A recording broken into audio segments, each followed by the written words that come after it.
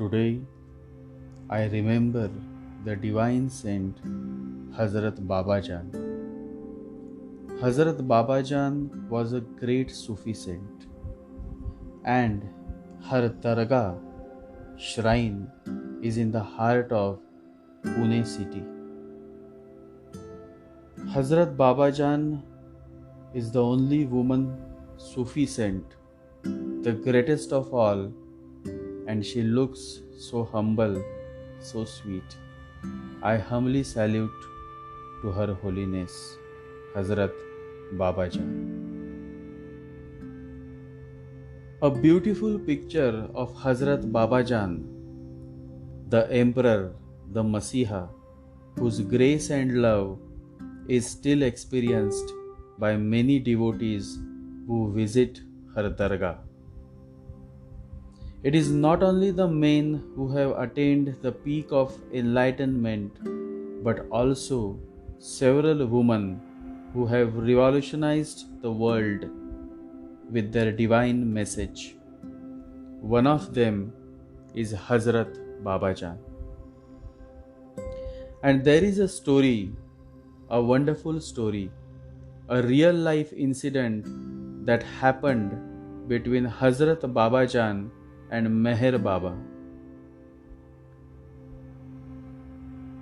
A beautiful incident, so much that it has touched my heart, and it will touch the heart of all those meditative souls who are listening to this podcast.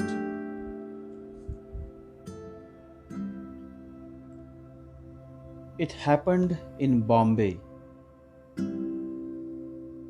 It happened with a kiss from Hazrat Babajan. Meher Baba was just passing, coming back from his school. He must be not more than 12 years old. Hazrat Babajan was just sitting under a tree for years and years and years.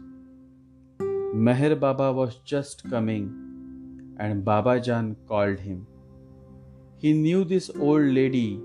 She had been sitting for years under the tree, and he had passed by that street daily on his way towards his school and towards his home. She called, and he came near. She kissed him, and he dropped as if dead just there.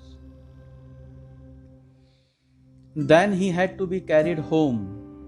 For 1 year continuously, the kiss remained on him, and he was in coma. It may happen suddenly like this.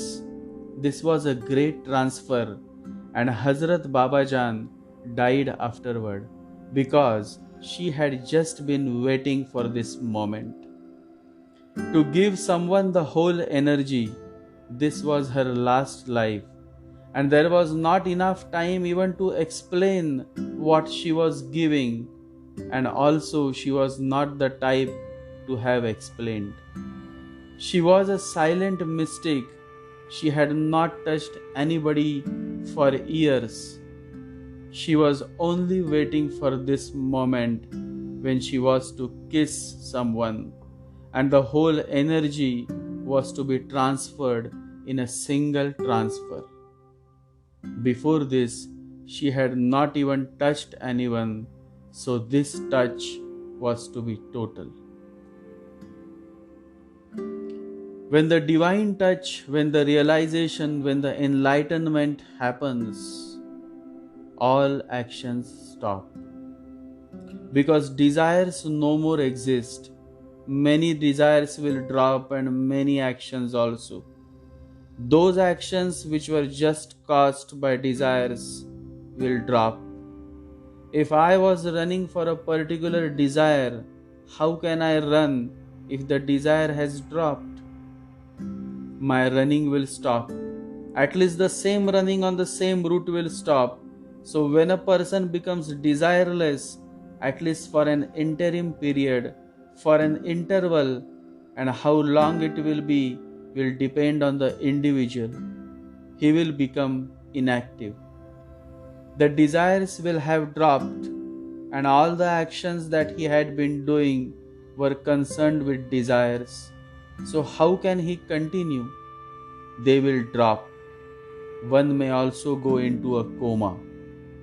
That is how Meher Baba, with that divine touch of Hazarat Babajan, went into a coma. Because all desires vanished with that one divine kiss. And when there is absolutely no desire, there is no action. You almost go into a deep sleep, to which the world may address as coma. After 1 year of coma, Meher Baba opened his eyes.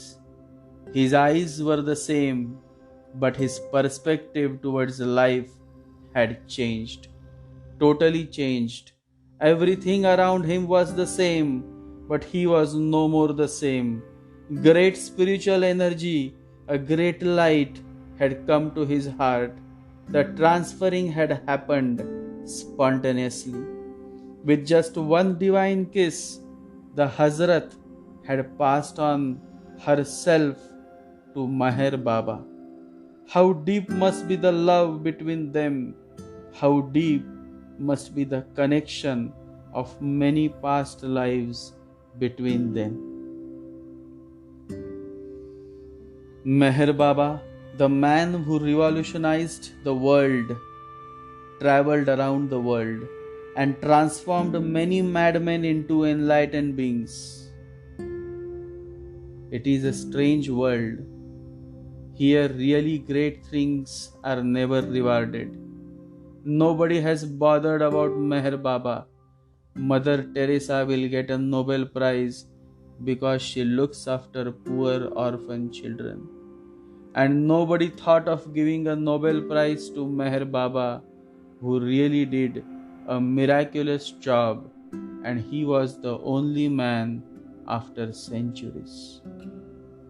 Meher Baba remained silent for most of his life. He never spoke, but without speaking a single word, he transformed many lives. Meher Baba says, "Desire nothing except desirelessness.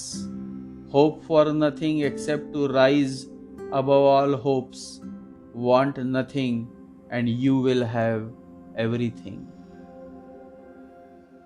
The question, or rather the focus, should be on how we can focus within. That's Ketu. Millions and millions of births and rebirths we have taken, and still, if we are fascinated by the exaltation of Rahu, still if we are intrigued by the glamour of Rahu, then somewhere we are missing the real thing, and that is the greatest tragedy of this human life. Let us all move away from Rahu, the ignorance that leads to many desires, and let us all move towards Sri Ketu, the source towards yourself. The whole story of human life is between these two ends, Rahu and Ketu. Ignorance and consciousness, desires and desirelessness.